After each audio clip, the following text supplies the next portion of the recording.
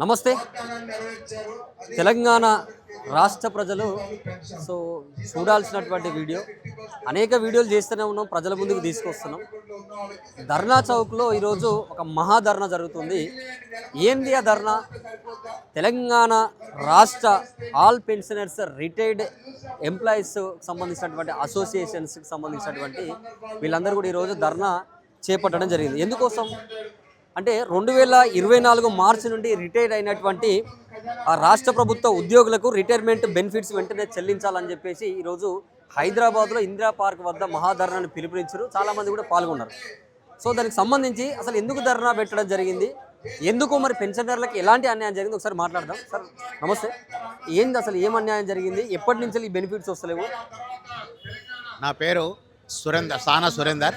నేను తాప్రా రాష్ట్ర కమిటీ, తర్వాత అల్వాల్ ఏరియా ఫైనాన్స్ సెక్రటరీ.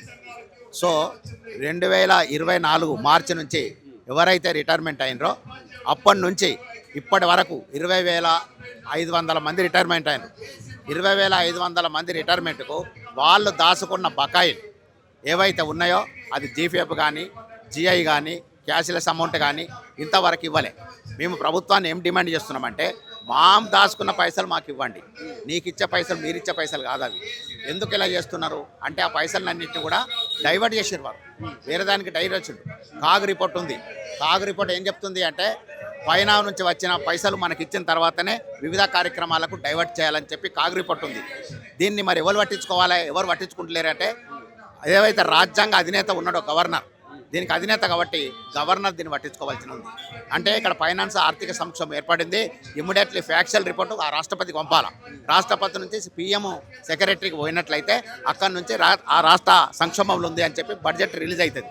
అప్పుడు ఈ ప్రభుత్వాలకు బుద్ధి వస్తుంది. ఎందుకంటే ఇక్కడ ఉన్న ఫైనాన్స్ సెక్రటరీ, చీఫ్ సెక్రటరీని ఇమ్మీడియట్లీ యాక్షన్ తీసుకొని వాళ్ళని ప్రిజన్లో పెట్టే పరిస్థితి వస్తుంది.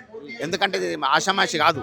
కొంతమంది సీఎంలు కూడా ఇటువంటి కార్యక్రమాలు చేస్తే గతంలో జరిగిన ఉత్తరప్రదేశ్ అటువంటి పరిస్థితుల్లో ఇటువంటి యాక్షన్ జరిగింది.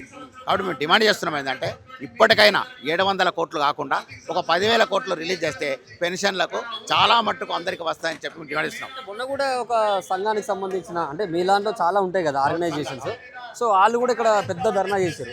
సో కొన్ని పార్టీలు కూడా మద్దతు ఇచ్చినాయి. సో మరి వాళ్ళు చేశారు, మీరు చేశారు అంటే ఫైనల్గా ప్రభుత్వం నుంచి కన్క్లూజన్ వచ్చి మీకు న్యాయం చేస్తారన్న నమ్మకం ఉందా? మాకు న్యాయం చేస్తారన్న నమ్మకం ఎట్లా ఉంది అంటే, మేము లీగల్గా కూడా కోర్టులో కూడా వేసినాం, కంటెంప్ట్ అయినాయి. కొంతమందికి వచ్చినాయి, 1,500 మందికి వచ్చినాయి, మిగతా 18,000 చిల్లర మందికి రావాలా. కాబట్టి న్యాయస్థానంలో న్యాయం ఉంది, కాన్స్టిట్యూషన్ ప్రకారం రక్షణ ఉంది, everything is in our favour. But the government specially scuttled the Indian constitution and as well as our rights. కాబట్టి we are demanding to the government immediately issue the our ఏవైతే బెనిఫిట్స్ ఉన్నాయో రిలీజ్ చేయాలని చెప్పి మేము demand చేస్తున్నాం. Budget లేదు, అప్పులు లేవడానికి పోతున్నాము. సో గత ప్రభుత్వం మొత్తం అప్పులు చేసుకున్నది కాబట్టి ఇప్పుడు రిటైర్డ్ ఎంప్లాయీస్ కావచ్చు, ప్రస్తుతం కొనసాగుతున్నటువంటి ఉద్యోగులకు కావచ్చు, రాష్ట్ర ప్రభుత్వం ఈ బడ్జెట్ రిలీజ్ చేయలేకపోతే కొంత అర్థం చేసుకోవాలని చెప్పేసి స్వయంగా ముఖ్యమంత్రి వాళ్ళ మంత్రులు కూడా అంటున్నటువంటి పరిస్థితి. అటువంటి పరిస్థితి 2 సంవత్సరాలు అయిపోయింది. బడ్జెట్ లేనప్పుడు ఈ అందాల పోటీ లేనిది, ఫుట్బాల్ పోటీ లేనిది, మరి అలా వాటికి ఎక్కడి నుంచి బడ్జెట్ ఇచ్చింది? మాది కదా బడ్జెట్. మా బడ్జెట్ను తీసుకొని వివిధ రూపాలకు కట్ చేస్తూ నువ్వు హైదరాబాద్ నుంచి ఢిల్లీ పోతే ఫ్లైట్ ఖర్చు, అది ఎవరి బడ్జెట్? మాది కాదా? ఆ బడ్జెట్ను సమకూర్చండి. మీరు ఎవరైతే పొలిటికల్ లీడర్స్ ఉన్నాయో పెన్షన్స్ అలా కట్ చేయండి. ఎందుకంటే మేమే కదా ప్రభుత్వం పథకాలన్నీ కూడా ప్రజలకు తీసుకుపోయేది వారధిగా. ముందు మాకు ఇచ్చిన తర్వాత మీరు తీసుకోండి జీతాలు. ఎందుకు తీసుకుంటలేరు? మీకు పైసలు కావాలి నెలకు, మాకు అవసరం లేదా? దాచుకున్న పైసలు మాకు ఇవ్వాలని చెప్పి మేము డిమాండ్ చేస్తున్నాం అంతే. ఎట్లాంటి అంటే నెక్స్ట్ స్టెప్ ఏముంటుంది? ఇంకోటి ఏంటంటే, సరే ఎన్ని ధర్నాలు చేసినప్పుడు కూడా రిజీల్ చేయాల్సినటువంటి ఏదైతే నిధులు ఉన్నాయో మీకు ఇవ్వాల్సినవి అవి వాళ్ళు ఇచ్చే టైంకే ఇస్తారు, మీరు ఎంత ధర్నాలు చేసినా ఎంత చేసినా కూడా. సో ఒకవేళ కనుక ప్రభుత్వ వైఖరి మార్చుకోకుండా ఇట్లనే కొనసాగితే మీరు నెక్స్ట్ ఏం చేయగలుగుతారు? అమర దీక్ష పోతామండి. ఎక్కడక్కడ జిల్లాలో అమర దీక్ష చేస్తాం, ఇంట్లలో కూడా చేస్తాం అమర దీక్ష. ఆ పరిస్థితి వస్తుంది. కానీ ప్రభుత్వం ఏంటంటే, ధర్నా చేసినప్పుడు 700 కోట్లు రిలీజ్ అని, తర్వాత ఆ 700 కోట్లు కూడా మాకు వస్తలేవు పెన్షనర్లకు. అది రెగ్యులర్ వాళ్లకు, తర్వాత కమిషన్ కాంట్రాక్ట్లో పోతుంది. మేమేమంటామంటే, మాకు వచ్చిన పైసలు ఏవైతే కోట్లు ఉన్నాయో చూపించండి, గ్రీన్ ఛానల్ పెట్టి చూపించండి, అప్పుడు మేము నమ్ముతాం. కాబట్టి మేము ఇప్పుడు డిమాండ్ ఏం చేస్తున్నామంటే, 26 ఉండే క్యాబినెట్ను మీరు ధర్నా చేస్తున్నామని 23కు పెంచిండు. అంటే రేపు మళ్ళీ ఏం ధర్నా చేస్తారని చెప్పి మేము తీర్మానం చేస్తామని చెప్పి మాకు మభ్యపెడుతుండే. కానీ మేము లీగల్గా ఎదుర్కొంటాం.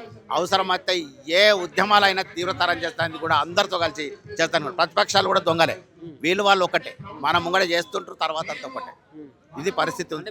మీరు ఎప్పుడు అంటే మీ ఉద్యోగం ఎప్పటి వరకు మీరు చివరికి అంటే మీరు రిటైర్ అయింది ఎప్పుడు? 2019 రిటైర్డ్ అయినా మాకేం ప్రాబ్లం రాలే. 2023 మార్చి నుంచే 24 మార్చి నుంచే ప్రాబ్లం స్టార్ట్ అయ్యింది. అప్పటి వరకు 58 సంవత్సరాలు ఉండే మన కేసీఆర్ గవర్నమెంట్ ఉండే కాబట్టి అప్పుడు మాకు పైసలు అన్నీ వచ్చినాయి.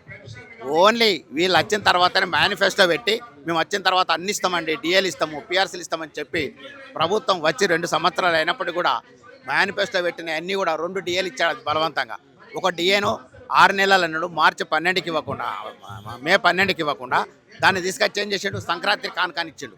ఆల్రెడీ 78 జీవోలో కెప్టెన్ అఫెన్స్లో పెట్టిన జీవోని ఈయన ఇచ్చింది ఏమి ఒరిగింది ఏం లేదు. అది మాకు రావాల్సిందే. పిఆర్సీ కూడా ఇస్తాడు. ఎందుకు ఇస్తాడంటే ఐఆర్ ఇచ్చింది కాబట్టి ఆ గవర్నమెంట్ 1.2. ఒకవేళ ఐఆర్ లేకపోతే పిఆర్సీ కూడా ఎగబొట్టే వాళ్ళే. అంటే ఎంతమంది ఉంటారు మొత్తం? అంటే మీలాగా మొత్తం తెలంగాణ రాష్ట్ర వ్యాప్తంగా కూడా రిటైర్డ్ అయినటువంటి ఎవరైతే పెన్షనర్స్ రావాల్సినటువంటి అయితే డబ్బులు 20,500 మంది రిటైర్మెంట్ అయ్యి ఉన్నారు ఇప్పటి వరకు. కూడా ఇప్పటిదాకా వాళ్ళకి సంబంధించినటువంటి 500 మందికి మాత్రమే వచ్చినాయి. కోర్టుకు పోతే అది కంటెంప్ట్ అయిపోతుంది. తర్వాత కోర్టుకు పోయినా ఇవ్వలేదు, అది కంటెంప్ట్ అవుతుంది, అది నడుస్తూనే ఉంది లీగల్గా. ఇది సంగతి, వాస్తవ పరిస్థితి. అంటే మరి ఇప్పుడు ఈ ప్రభుత్వం చేస్తుందన్న నమ్మకంతోనే ధర్నాలు చేస్తున్నారా, లేకపోతే ఏమైనా జలకులు ఇస్తున్నారా? జలకులు లేదు, ఖచ్చితంగా చేయవలసిందే. ఎందుకంటే మాకు లీగల్గా ఉంది.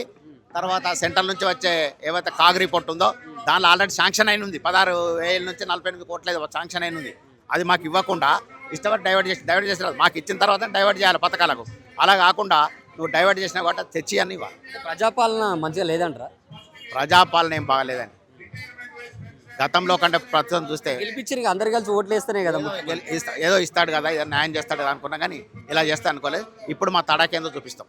ఖచ్చితంగా అసెంబ్లీలో మేము 45 లక్షల మంది పైన ఉంటాం. మేము పెన్షనర్లు మా చైన్ ఉంటుంది కాబట్టి మేము తడాగా చూపిస్తాం, ప్రభుత్వాన్ని దిస్తాం కూడా, అది డిమాండ్ చేస్తాం. సరే, ఇది పరిస్థితి అయితే. సో ఏదో అనుకుంటున్నారు మమ్మల్ని. సో మేమందరం తలుసుకుంటే మాత్రం మీ ప్రభుత్వాన్ని దించడంలో కీలక పాత్ర పోషిస్తామని చెప్పి చెప్తా ఉన్నారు. సో ఇంకా చాలామంది ఉన్నారు.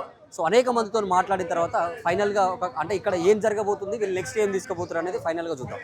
ఇలాంటి మరిన్ని వీడియోల కోసం మా యూట్యూబ్ ఛానల్ను లైక్ చేసి సబ్స్క్రైబ్ చేసుకోండి.